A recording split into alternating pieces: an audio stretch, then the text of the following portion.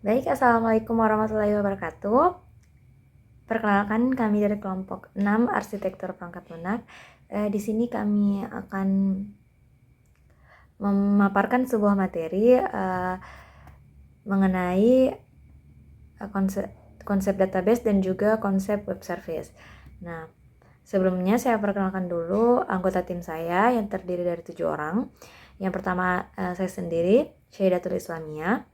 Kemudian ada Diah Ayuning Tias, Mihrawardana, Nurul Niza, Andi Hairul Bait Said, Kadek Rai, dan juga Ahmad Dhani. Baik, langsung saja untuk pemaparan materinya akan dijelaskan oleh tim kami. Baik, di sini saya akan menjelaskan tentang pengertian database. Nah, di era informasi saat ini tuh hampir setiap orang membutuhkan dan mengoperasikan komputer, laptop, handphone, atau perangkat keras lainnya itu baik untuk urusan pekerjaan atau sekedar untuk bersosialisasi itu lewat dunia maya. Nah, di dalam perangkat tersebut itu terdapat sejumlah aplikasi yang diakses baik secara daring maupun laring.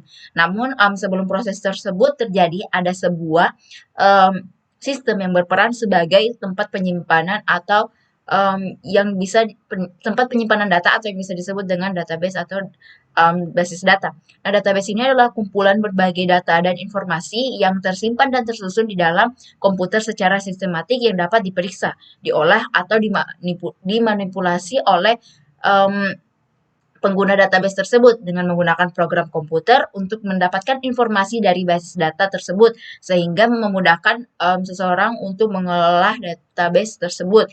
Nah, perangkat lunak yang digunakan untuk mengelola dan memanggil database itu disebut dengan sistem database management system atau D, D, DB, DMS. Nah, sistem istilah database sendiri ini mengacu pada koleksi data-data yang saling terkait satu sama lain, di mana tujuan database ini tuh dapat digunakan untuk mengelola data dengan lebih efektif dan efisien. Nah, adapun fungsi dari selanjutnya itu saya akan membahas tentang fungsi dari database. Nah, adapun fungsinya itu setelah kita pahami pengertian dari database ini, tentunya kita juga harus mengetahui apa fungsi dari database ini. Nah, fungsi database itu untuk menghindari um, data ganda yang tersimpan. Nah, suatu database manajemen sistem atau DBMS itu dapat diatur agar bisa mengenali duplikat data ketika di-input. Nah, namun selain untuk menghindari data ganda, database itu memiliki fungsi ada 7, ada 6 poin, yaitu yang pertama itu mengelompokkan data dan informasi. Yang kedua, memudahkan dalam identifikasi data. Yang ketiga itu memudahkan proses akses, menyimpan, pembaruan, dan penghapusan data. Yang keempat itu menjadi alternatif terkait masalah penyimpanan ruang dalam suatu aplikasi. Yang kelima itu menjaga kualitas data yang diakses sesuai inputan. Yang terakhir itu atau yang keenam menunjang kinerja aplikasi yang memerlukan penyimpanan data. Nah, selain fungsi di atas itu, database juga itu dapat meminimalisis redundansi data atau munculnya banyak data dalam file yang berbeda.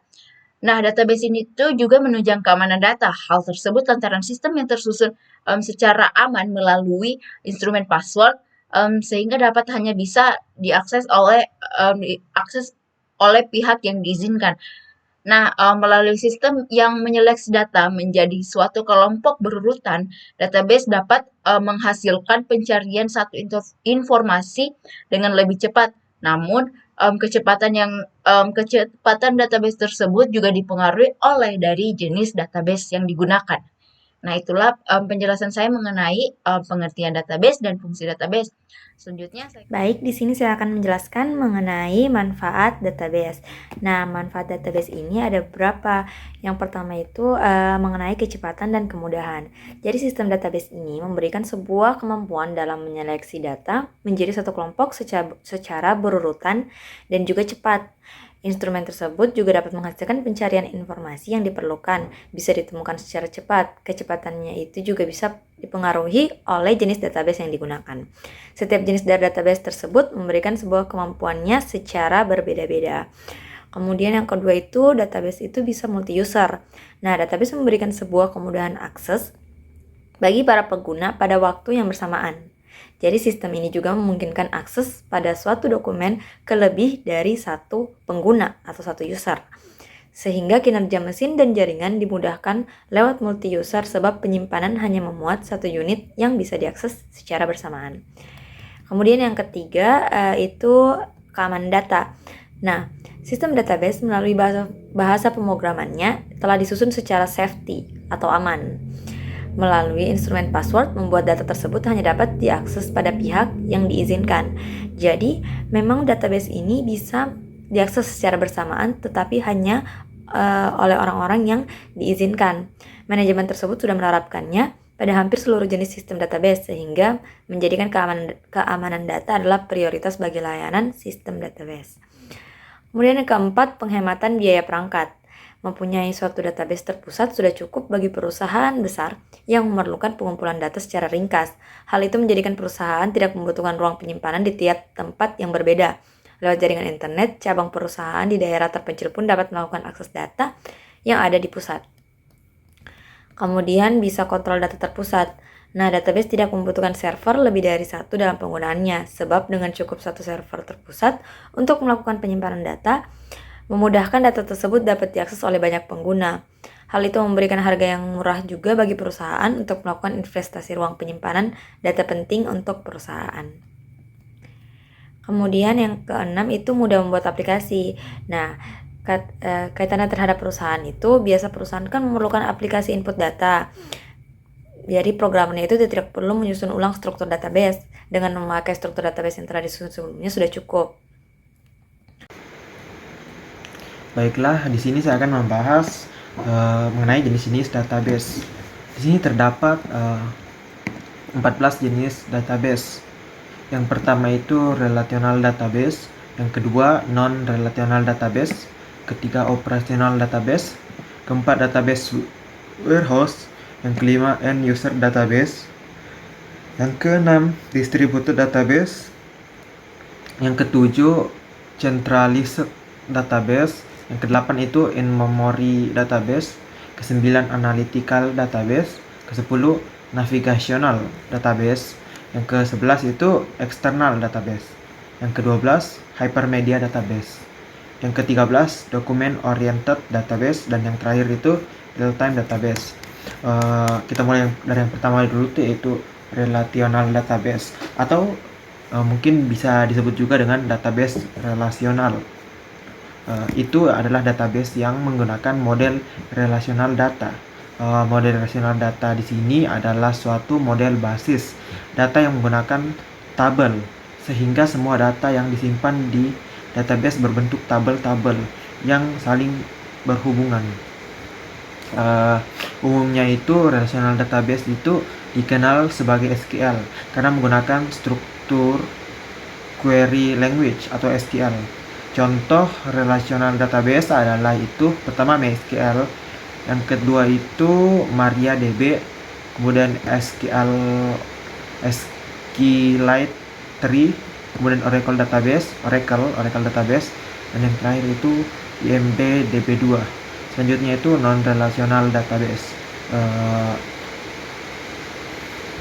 Database ini merupakan database non-rasional, adalah database yang menggunakan beragam model data dan tidak menggunakan model data relasi, sehingga database non-SQL menyimpan beragam model data seperti key value, dokumen, dan grafik. Untuk non-relational database itu juga dikenal sebagai non-SQL karena menggunakan no-only SQL atau NoSQL. Contoh non-relational database itu adalah MongoDB dan Cassandra, dan juga Redis. Ketiga itu operational database. Operational database adalah database yang memiliki fungsi untuk mengelola dan memperbarui data yang dinamis secara langsung. Database ini mampu mengelola data dengan cara menambah, mengubah, atau bahkan menghapus data secara langsung menggunakan perangkat keras. Selain itu, operational database juga dikenal sebagai one-line Transaction Processing atau OLTP. Contoh operasional database ini adalah JSON dan XML. Kita lanjut ke database warehouse. Database warehouse adalah database yang dapat digunakan untuk melakukan pelaporan dan analisis saja. Tujuan database warehouse ini yakni menyimpan data dari waktu ke waktu. Selain itu, database warehouse juga dikenal sebagai Enterprise Data Warehouse atau EDW. Basis data pada database warehouse juga dapat menjadi sumber utama dalam mencari informasi yang telah diperiksa. Contoh database warehouse adalah Microsoft SQL Server. Selanjutnya itu end user database. End user database adalah database yang dikelola secara mandiri oleh pengguna dengan menggunakan workstation-nya sendiri. Selain itu, basis data end user ini hanya berlaku pada dokumen-dokumen yang bersifat offline dan dapat tersimpan dalam perangkat pribadi. Contohnya end user database adalah spreadsheet, unduhan file, dan word processing.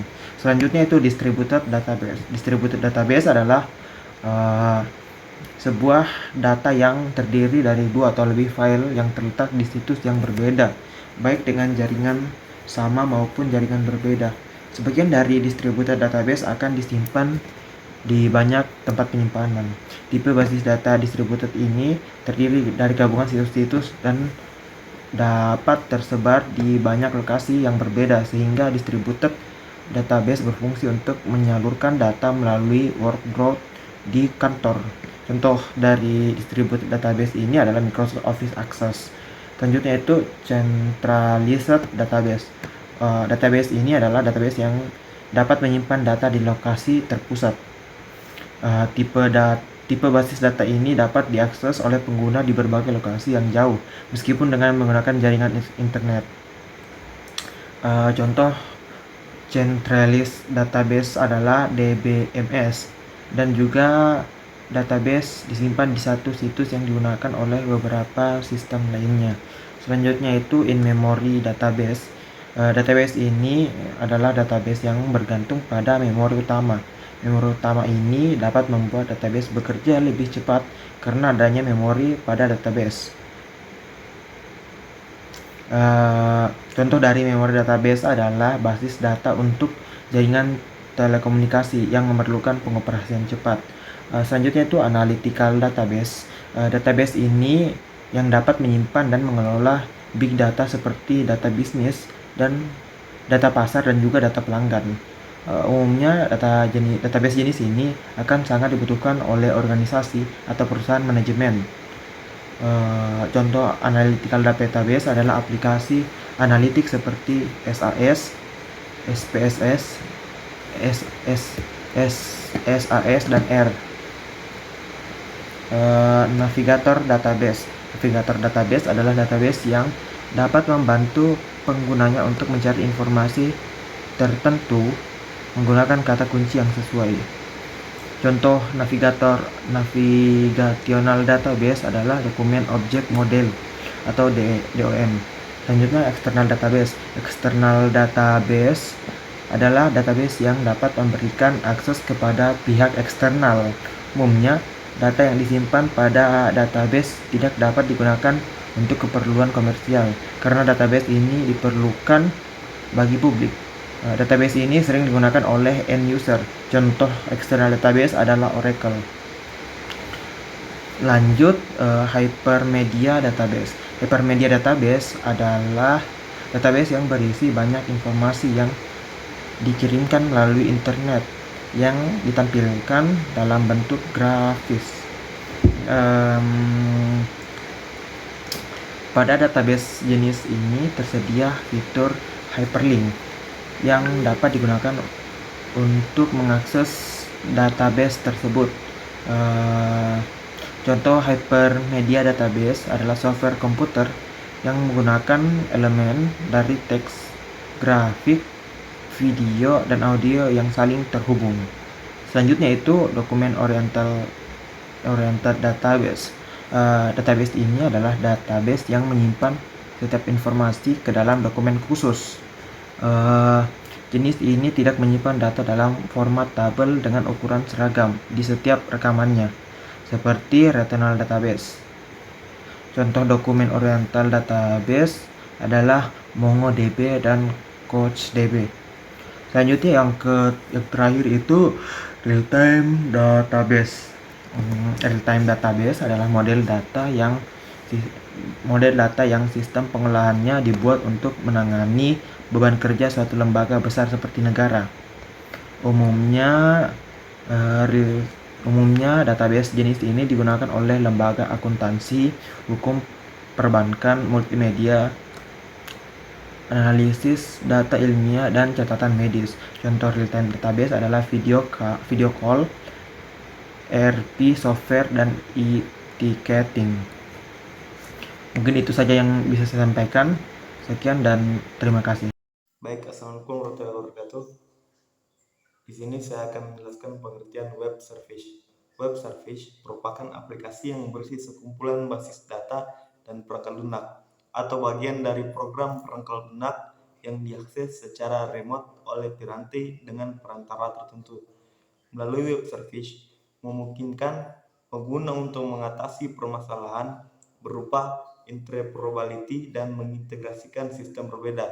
Pada umumnya, web service memiliki ciri khusus berupa URL layaknya web. Yang membuat berbeda adalah interaksi yang diberikan oleh web service itu sendiri.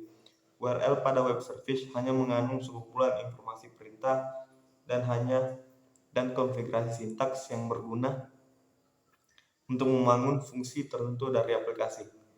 Web service mampu menukar data tanpa memandang sumber database, bahasa yang digunakan, dan pada platform apa data tersebut dikonsumsi.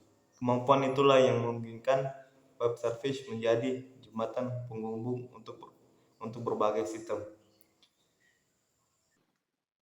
Baik, di sini saya akan melanjutkan materi berikutnya, yaitu tentang jenis-jenis dari web service atau WS. Nah, pada saat ini terdapat dua jenis web service, yaitu yang berbasis REST dan berbasis SOAP. Sebelumnya perlu diketahui bahwa web service berbasis REST ini cenderung lebih ringan dan lebih mudah dipelajari dibandingkan dengan yang berbasis SOAP. Hal ini menyebabkan terjadinya peralihan dari web service berbasis SOAP ke berbasis REST. Nah, lanjut pada pembahasan tentang jenis web service yang pertama. Di sini saya akan membahas yang pertama, yaitu jenis SOAP. SOAP atau Simple Object Access Protocol adalah standar untuk bertukar pesan-pesan berbasis XML melalui jaringan komputer atau sebuah jalan untuk program yang berjalan pada suatu sistem operasi atau OS untuk berkomunikasi dengan program pada OS yang sama maupun yang berbeda dengan menggunakan HTTP dan XML sebagai mekanisme untuk pertukaran data. Maka SOAP dapat berkomunikasi dengan berbagai aplikasi meskipun terdapat perbedaan sistem operasi, teknologi, dan bahasa pemrogramannya. Nah, sebenarnya peran SOAP ini di dalam teknologi WS atau Web Service sebagai protokol yang membuat paket untuk pesan-pesan yang digunakan secara bersama oleh aplikasi-aplikasi penggunanya, serta menspesifikkan secara jelas bagaimana cara untuk encode header HTTP dan file XML sehingga program pada suatu komputer dapat memanggil program pada komputer lain dan mengirimkan informasi dan bagaimana program yang dipanggil memberikan tanggapan. Nah, selanjutnya ada kelebihan dan kekurangan dari jenis SOAP ini. Yang pertama, kelebihannya itu ada 3. Kelebihan yang pertama, bahasa platform dan transport agnostik. Yang kedua, dirancang untuk menangani lingkungan komputasi terdistribusi. Dan yang ketiga, merupakan standar yang berlaku untuk web service sehingga mempunyai dukungan yang lebih baik dari standar yang lain seperti WDSL dan WS dan tools dari berbagai vendor.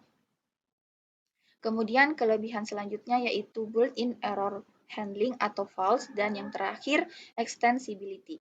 Nah, untuk kekurangannya sendiri, yang pertama secara konseptual dia lebih sulit, lebih heavyweight dibandingkan dengan REST. Yang kedua, lebih verbose atau membutuhkan lebih banyak pernyataan atau kode program. Dan yang terakhir, sulit untuk dikembangkan dan membutuhkan tools. Nah, selanjutnya saya akan membahas tentang jenis web service yang kedua, yaitu REST.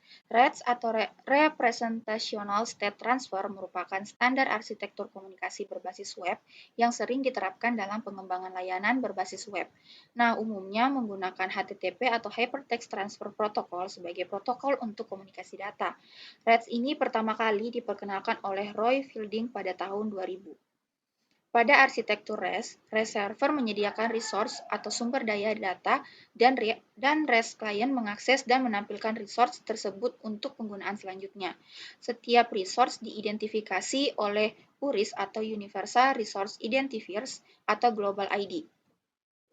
Resource tersebut direpresentasikan dalam bentuk format teks, JSON atau XML. Pada umumnya formatnya menggunakan JSON atau XML. Nah, untuk kelebihan dan kekurangan dari REST, di sini yang pertama kelebihannya bahasa dan platformnya agnostik, lebih sederhana atau simpel untuk dikembangkan ketimbang dengan jenis SOAP, mudah dipelajari, tidak bergantung pada tools, ringkas, tidak membutuhkan layer, pertukaran pesan tambahan, secara desain dan filosofi lebih dekat dengan web. Kemudian untuk kekurangannya, yang pertama, mengestimasi model point-to-point komunikasi tidak dapat digunakan untuk lingkungan komputasi terdistribusi di mana pesan akan melalui satu atau lebih perantara. Selanjutnya, kurangnya dukungan standar untuk keamanan, kebijakan, keandalan pesan, dan lain-lain sehingga layanan yang mempunyai persyaratan lebih canggih, lebih sulit untuk dikembangkan atau dipecahkan sendiri. Dan kekurangan yang terakhir yaitu berkaitan dengan model transport HTTP. Mungkin itu saja materi yang dapat saya sampaikan. Terima kasih atas kesempatan yang telah diberikan kepada saya. Nah, di sini saya akan menjelaskan mengenai arsitektur web service. Jadi, seperti yang sudah dijelaskan sebelumnya bahwa adanya web service ini menjadi suatu hal yang penting untuk dapat meningkatkan kolaborasi antara pemrograman dan perusahaan, di mana fungsi yang ada pada web service ini bisa dipinjamkan ke aplikasi lain tanpa harus diketahui detail pemrograman di dalamnya. Artinya pada saat meminjamkan fungsi dari web service, aplikasi tidak mesti tahu detail pemrograman dari web service ini. Nah, seperti kerangka kerja lainnya yang membutuhkan semacam arsitektur agar dapat bekerja sebagaimana mestinya, jadi web service ini juga memiliki arsitektur tersendiri, di mana web service ini memiliki 3 entitas dalam arsitekturnya. Bisa kita lihat pada gambar. Di sini terdapat requester, ada juga provider dan registry. Nah, pada gambar ini bisa kita lihat mengenai arsitektur web service. Langsung saja misalnya kita mulai dari service provider. Di sini, service provider akan menyediakan layanan dan mengelola sebuah registry agar layanan-layanan tersebut dapat tersedia dengan menerbitkan atau menghapus layanan ke dalam atau bahkan dari registry dengan menggunakan operasi publish atau unpublish pada web service. Nah, selanjutnya, semua layanan yang telah diregister akan dideskripsikan di lokasi sentral pada service registry. Pada saat ini, service requester akan mencari layanan yang dibutuhkan dengan menggunakan operasi find. Lalu, setelah service requester menemukan layanan yang dicarinya, maka ia akan melakukan binding ke service provider untuk melakukan interaksi dan mengakses layanan yang disediakan oleh service provider. Dan proses bind ini juga termasuk dalam salah satu operasi dari web service. Nah, adapun entitas yang terdapat pada web service ada 3. Di sini ada service provider, ada juga service registry, dan yang terakhir ada service requester. Untuk penjelasannya sudah saya jelaskan di gambar tadi. Kemudian operasi-operasi arsitektur yang digunakan pada web service ada publish unpublish yang fungsinya itu untuk menerbitkan atau bahkan menghapus layanan ke dalam atau dari registry. Kemudian ada operasi find, di mana operasi ini akan berfungsi untuk mencari dan juga menemukan layanan yang dibutuhkan. Dan yang terakhir ada operasi bind yang menghubungkan layanan service provider untuk melakukan interaksi dan mengakses layanan yang disediakan oleh provider. Nah, mungkin itu saja yang dapat saya jelaskan.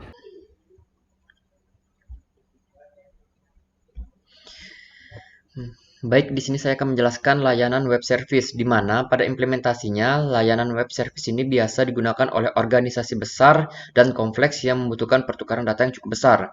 Layanan ini juga bisa menjadi pilihan kedua bagi programmer yang ingin prosesnya instan, dalam artian menulis sedikit kode pada codingannya dengan hasil yang sama seperti menulis puluhan baris kode.